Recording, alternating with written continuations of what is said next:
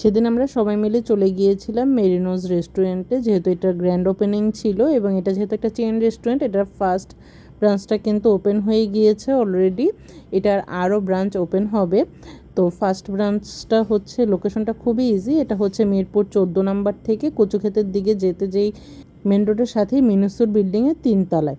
তো এখানে ঢুকেই হচ্ছে প্রথমেই হচ্ছে হাতের বাম পাশে ওনাদের হচ্ছে লাইভ কিচেনটা আছে। ওনারা কিভাবে কি করছে এটা কিন্তু আপনার চাইলেও ইজিলি বাইরে থেকে দেখতে পারবেন। এবং হচ্ছে মেরিনোজ গ্রুপের কিছু প্রোডাক্ট দিয়ে হচ্ছে ওনারা এখানে একটা ডিসপ্লের মতো করেছিল। ছোট একটা কিডস জোনও ছিল যেখানে বাচ্চারা খুবই এনজয় করছিল। ভিতরে রেস্টুরেন্টটা কিন্তু বেশ বড় আছে এবং এটার বাহিরেও কিন্তু বসার ব্যবস্থা আছে এবং বাইরে হচ্ছে ওনাদের কাবাব সেকশনটা হবে।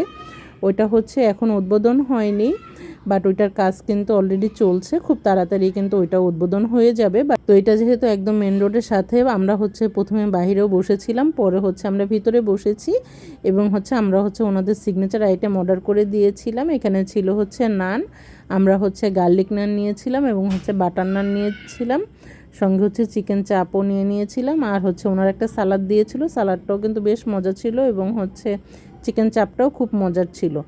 পরে হচ্ছে এখানে একটা কেক কাটিং হয়েছে, বাচ্চারা কেক নিয়ে নিচ্ছিল, তো আমিও হচ্ছে এখানে এক পিস কেক নিয়ে নিয়েছি। এরপর হচ্ছে আমাদের সবাইকে হচ্ছে ওনারা মিষ্টি সার্ভ করে।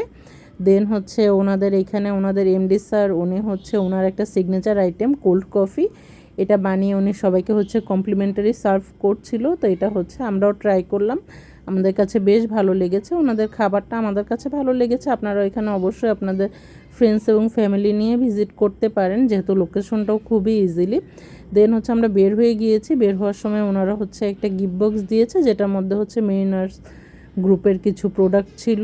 তো আমি আবারও আপনাদেরকে লোকেশনটা দেখিয়ে দিলাম, এটা কিন্তু একদমই মেন রোডের সাথে।